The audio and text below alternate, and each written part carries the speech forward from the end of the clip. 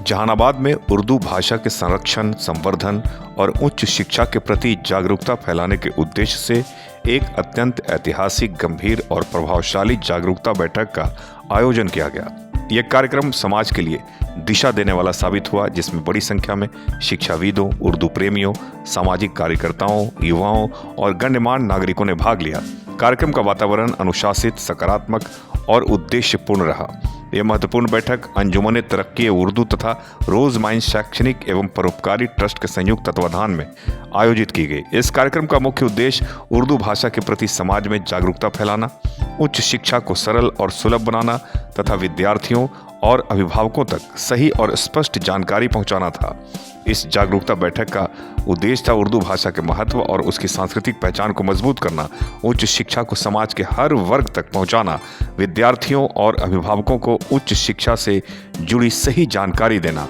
इस कार्यक्रम में संतोष श्रीवास्तव, उपाध्यक्ष अंजुमन तरक्की उर्दू, शकील अहमद काकवी, मोहम्मद जमील अख्तर, जिला अध्यक्ष अंजुमन तरक्की उर्दू, प्रोफेसर गुलाम मजदक, जिला सचिव अंजुमन तरक्की उर्दू, कार्यक्रम संचालक मोहम्मद नसीम जैदी, इंतजार अंजुम, नियाज अहमद, प्रधानाचार्य मोहम्मद निहाल आलम, मोहम्मद जावेद अशरफ तमन्ना, प्रोफेसर गुलाम मजदक ने पूरे कार्यक्रम का संचालन अत्यंत अनुशासन, गरिमा और सुव्यवस्थित ढंग से किया।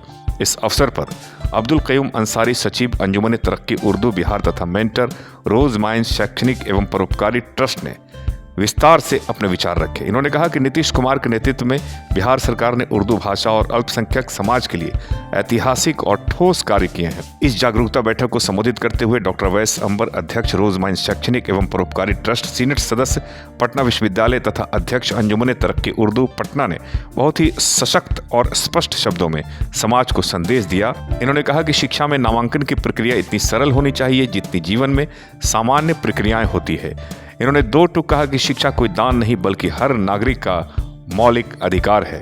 डॉक्टर अंबर ने यह स्पष्ट किया कि रोज माइंड ट्रस्ट के माध्यम से तकनीकी, पैरामेडिकल, प्रबंधन और चिकित्सा जैसे विभिन्न पाठ्यक्रमों में विद्यार्थियों को बिना किसी शुल्क, बिना किसी परीक्षा और बिना किसी प्रवेश बाधा के उच्च शिक्षा प्राप्त करने का अवसर दिया जा रहा है। एसके मिर्जा, ईशा न्यूज़ के लिए। आज के तालीमी बेदारी और उर्दू के फ़रोग़ के लिए जो प्रोग्राम रखा गया है, उसमें मैं अपने ज़िले के और बिहार के सभी लोगों को एक ही बात बताना चाहता हूँ कि ज़ुबान किसी की जागीर नहीं है और उर्दू ज़ुबान किसी ख़ास लोगों की ज़ुबान नहीं है बल्कि बिहार की दूसरी ज़ुबान है। तो इसके फ़रोग़ के लिए मैं अपने सभी हिंदू भाइयों को पढ़ने के लिए, उनके अंदर बेदारी पैदा करने के लिए अपील करता हूं। और जो दूसरा प्रोग्राम है वो हायर एजुकेशन के ड्रीम को पूरा करने के लिए, जो नीतीश कुमार जी का ड्रीम है 7 निश्चय के अंतर्गत, कि किस तरह बिहार का ग्रॉस इनरोलमेंट रेशियो केरला और कर्नाटका से ऊपर किया जाए।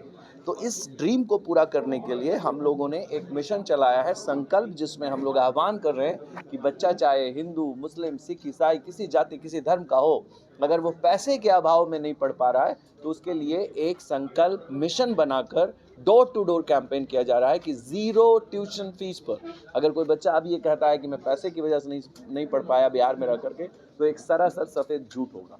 0 ट्यूशन फीस पर बिना लोन के, ना लोन ना मॉर्गेज, उसको पढ़ाया जाएगा। टेक्निकल, पैरामेडिक, मैनेजमेंट और मेडिकल कोर्सेज में उसको कैंपस की ज़िंदगी मिलेगी। 4 साल तक बच्चे कैंपस में रह कर पढ़ेंगे। नॉन अटेंडिंग सिस्टम को इस वीडियो से दोबारा नोटिस दे रहा हूँ। जो लोग जहानाबाद में या दूसरे ममालिक के जगहों पे, जहाँ पे स्टेट के अंदर में एएनएम घर बैठे, जीएनएम घर बैठे, रेडियोलॉजी घर बैठे, याद रखिए ये ज़्यादा दिन नहीं चलने वाला है।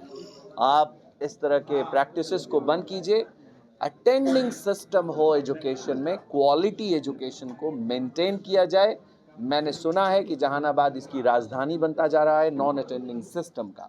इसके लिए मेरा खून खौलता है क्योंकि मैं यहाँ पैदा हुआ हूँ कि जहानाबाद के एजुकेशन सिस्टम को रेगुलर एजुकेशन सिस्टम बनाया जाए, ना कि सिर्फ जहानाबाद को।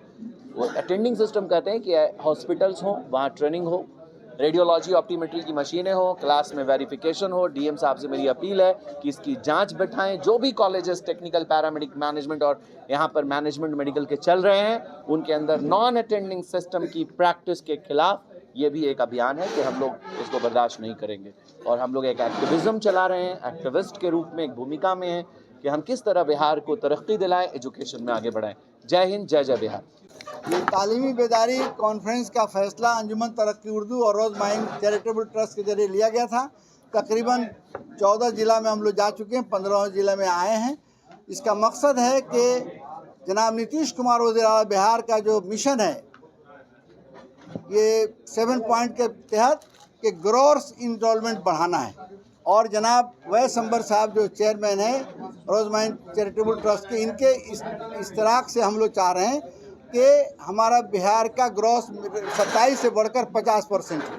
इसी पैगाम को लेकर हम जा रहे हैं पूरे बिहार में कि ऐसे बच्चे जो मैट्रिक और इंटर में पास कर चुके हैं और मिनिमम 50% नंबर हो, उन लोगों का दाखिला इंजीनियरिंग कॉलेज, पैरामेडिकल और मैनेजमेंट में किया जाएगा और फीस की रकम 0 स्कॉलरशिप पर उनको दिया जाएगा और उनको खाने रहने का इंतज़ाम करना है। दूसरा ये है कि मौजूदा हुकूमत जनाब नीतीश कुमार वज़ीर आला बिहार ने तालीम के क्षेत्र में जो अहम काम किया है, जैसे 33,000 प्राइमरी मिडिल स्कूल थे, उन्होंने 75,000 प्राइमरी मिडिल स्कूल अपने वक्त में खोला है और जिसके नतीजे में साइकिल, पोशाक, स्टाइपेंड दिया गया है। 95% बच्चे प्राइमरी मिडिल तक, हमारे बच्चे इंटर तक आ गए हैं। उसी तरह से पहले पूरे बिहार में 3300, ये सिर्फ 3300 जो हमारे सेकेंडरी इंटर स्कूल थे और अभी हमारे बिहार में हर पंचायत में स्कूल है सेकेंडरी इंटर और 8,500 है। अभी उन्होंने देखा कि ग्रॉस इनरोलमेंट कैसे बढ़ेगा, तो तमाम ज़िलों में इंजीनियरिंग कॉलेज खोला है और तमाम अनुमंडल में ITI खोला गया है। और अभी कॉलेज का जब जायज़ा उन्होंने लिया तो देखा कि हर ब्लॉक में डिग्री कॉलेज होगा और अभी 213 ऐसे ब्लॉक्स हैं जहां डिग्री कॉलेज नहीं है, वहां उन्होंने डिग्री कॉलेज खोलकर और जून से पढ़ाई शुरू करने का फैसला किया है। और उर्दू के सिलसिले में बिहार सेकेंड लैंग्वेज है। पहले 400 पोस्ट सेंक्शन थे उर्दू ट्रांसलेटर असिस्टेंट, नीतीश जी ने 1553 किया और 2 महीना पहले उसको 3306 किया है और इसके लिए 2 अरब रुपया मुख्तस किया है। जैसे उर्दू वाले हिंदी पढ़ रहे हैं, हिंदी वाले उर्दू पढ़ें। 75,000 प्राइमरी मिडिल स्कूल में एक उर्दू टीचर बहाल करने का फैसला किया है। 45,000 उर्दू टीचर बहाल हो गए हैं और हाई स्कूल में भी 5,000 बहाल हो गए हैं। ये सब इनकलाबी कदम नीतीश जी का है। उस पैगाम को आवाम तक पहुंचाकर और रोज़ माइंड ट्रस्ट चैरिटेबल ट्रस्ट के जरिए जो बच्चों का फ्री ट्यूशन फी पर हायर एजुकेशन ले जाने की बात हो रही है, उस पैगाम को आवाम तक पहुँचाना है। अपना परिचय बताएं। Abdul Qaim Ansari, ex chairman Bihar State Madrasa Education Board और सेक्रेटरी अंजुमन तरक्की उर्दू बिहार।